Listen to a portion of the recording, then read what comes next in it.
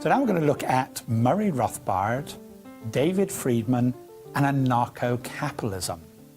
Murray Rothbard, famous for lots of things, but particularly his book For a New Liberty. And David Friedman, who's Milton Friedman's son, wrote a book called The Machinery of Freedom. And I suppose the first thing to say is that when people hear anarchism, they tend to think of ideas as being on the left and in some sense collectivist. But there is a school of thought within classical liberal thought who are anarchists who base their ideas on capitalism, and that's what we're going to have a look at. Murray Rothbard, he defended his position. He based it on this idea of natural rights, in that sense similar to Rand and Nozick and other believers in it. But he was also strongly influenced by Mises, and he developed what he called the non-coercive axiom, the non-coercive truth. It is always wrong to use force except in self-defense. It's always wrong to use violence except if you're protecting yourself against somebody who's trying to use violence against yourself. He says that's the principle we should use to establish what government should do. David Friedman, from a different point of view, he very much follows the same methodology of his father, the Chicago School of Empirical Analysis. He says we answer this question by comparing what's the relative efficiency of leaving things to the market and what's the relative efficiency of leaving it to the government. Two very different sorts of methodologies, one clearly based on natural rights, one clearly based on consequences. Why do they think the government should be limited? In fact, they go beyond that. They believe there should be no state at all. Well, that raises the question about what is a state? The classic definition of a state comes from Max Weber, the German sociologist. A state is an institution which claims a monopoly of the legitimate use of force over a given territory. So within the society the government covers, nobody else is allowed to use force. Only the government should be allowed to use force. Rothbard criticized this because he said, what does governments do?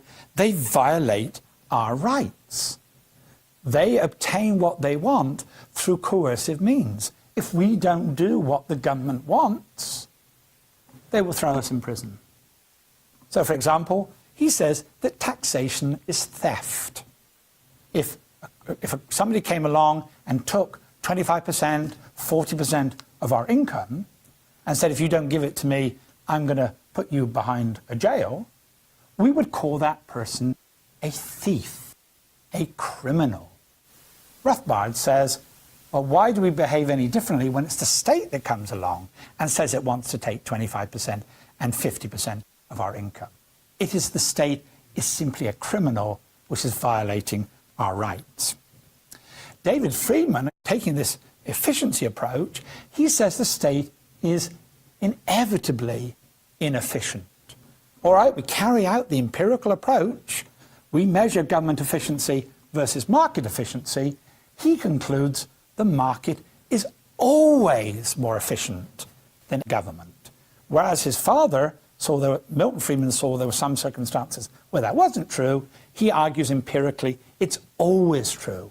Even things that most people assume that only the government can do, like defense or provision of roads, David Friedman argues actually the market can provide these things most efficiently. This is what he argues in his book, The Machinery of Freedom. So they conclude that the best society is one of anarchy, one without any government at all. So government is both illegitimate, it has no specific moral claim on us than any other single individual, and it's also inefficient. It cannot provide more efficiently the goods and services that the market is able to provide. And alternatives exist. We tend to forget, for example, that there are more people employed in the private security sector than employed by the police force. Most people are protected by private institutions, not the police. We just tend to ignore that. We ignore the fact that many disputes between businesses don't go towards state courts.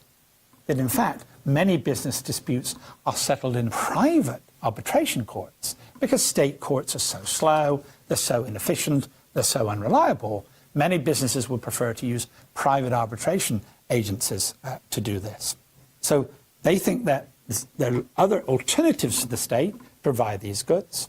And they also argue, all right, suppose you do believe in something like a minimal state. If you create a minimal state, it will never stay minimal. It will be unstable.